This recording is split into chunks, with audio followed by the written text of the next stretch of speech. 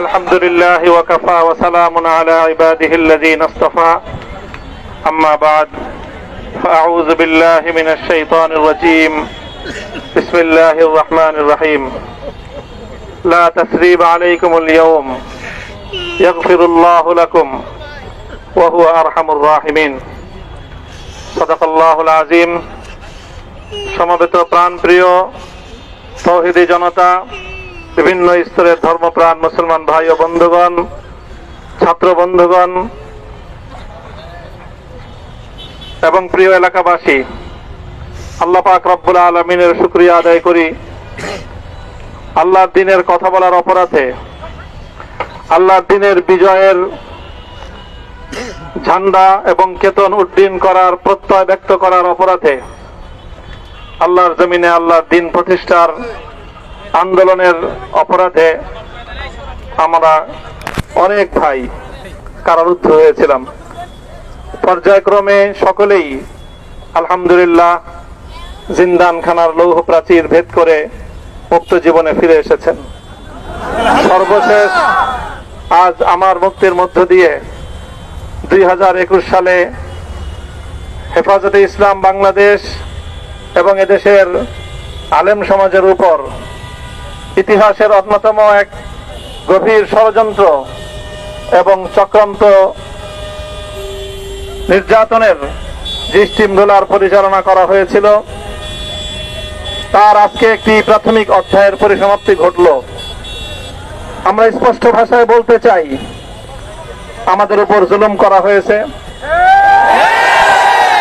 আমরা নির্যাতিত, অন্যায়ভাবে আমাদেরকে কারারুদ্ধ করা হয়েছে, বুলেটের আঘাতে আমাদের ভাইদেরকে হত্যা করা হয়েছে। আমরা যখন আমাদের সন্তানদের লাশ এবং তাদের রক্তমাখা বুলেট বিদ্ধ সেই মরদেহকে সামনে রেখে আমরা যখন আমাদের ন্যূনতম প্রতিবাদটুকু উচ্চারণ করতে গিয়েছি, তখন আমাদেরকে কারারুদ্ধ করা হয়েছে,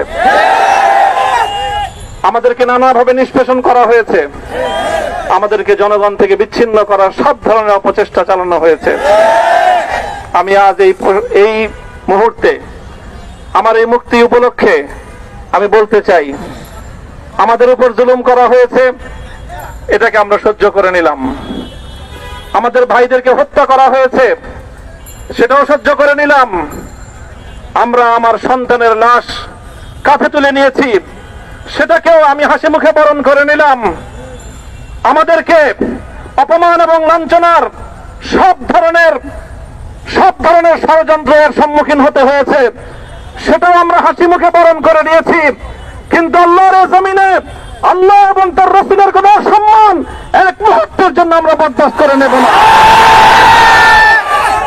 আমরা আমাদের সর্বোচ্চ ত্যাগ এবং কোরবানি স্বীকার করতে প্রস্তুত রয়েছি, জীবন দিতে প্রস্তুত রয়েছি।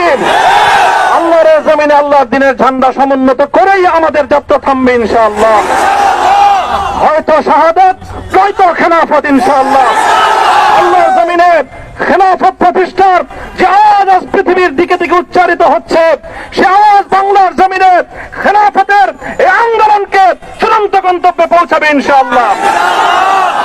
আমি বাংলাদেশের আলেম সমাজ, হেফাজতে ইসলাম বাংলাদেশ সহ বাংলাদেশ খেলাফত মজলিস সহ সকল ভ্রাতৃপ্রতিম সংগঠন, সকল ধর্মপ্রাণ ইসলামপন্থী বিভিন্ন ছোটখাটো মতবিরোধ, মত পার্থক্যের ঊর্ধ্বে উঠে যারা এলায়ে কালিমাতুল্লাহর এই এক বাণীতে বিশ্বাসী, আল্লাহর জমিনে আল্লাহর দ্বীন কায়েম করতে চাই, আমাদের তাআলাউ ইলা কালিমাতিন সাওয়াইন বাইনানা ওয়া বাইনাকুম এই এক মন্ত্রে উজ্জীবিত হয়ে আল্লাহর দ্বীনের ঝান্ডা সমুন্নত করবার এই আন্দোলন এবং সংগ্রামে আমি নিজেকে উৎসর্গ করার ঘোষণা করছি।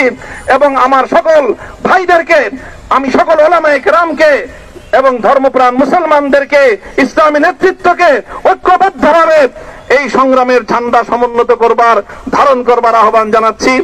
এবং আপনাদের সকলকে আবার শুকরিয়া জ্ঞাপন করছি যে আজকে আপনারা এভাবে আমাকে উৎসাহিত করেছেন, উজ্জীবিত করেছেন। আল্লাহ পাক আপনাদের সকলকে উত্তম বিনিময় দান করুন। প্রিয় ভাইরা,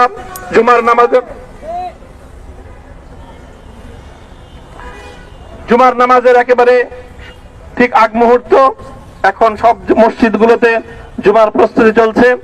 আমরা এখন এখানে খুব সংক্ষিপ্ত দোয়ার মাধ্যমে আমাদের আজকের এই প্রোগ্রামের সমাপ্তি ঘোষণা করব। এরপরে ইনশাআল্লাহ প্রত্যেকে সুশৃঙ্খল ভাবে যার যার জায়গা মতো বা আশেপাশের মসজিদগুলোতে গিয়ে আপনারা জুমার নামাজ আদায় করবেন।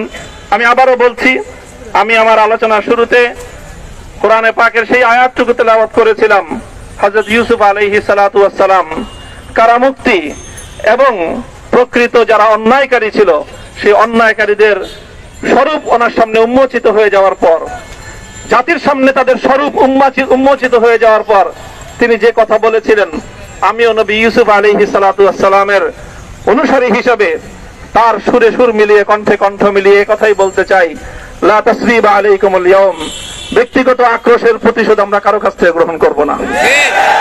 সকলকে আহ্বান জানাই, মাদ্রাসা, স্কুল, কলেজ, ভার্সিটি কোন শিক্ষা ব্যবস্থার ছাত্রদের মধ্যে বিভেদ করার নীতিতে মামুনুল হক বিশ্বাস করে না।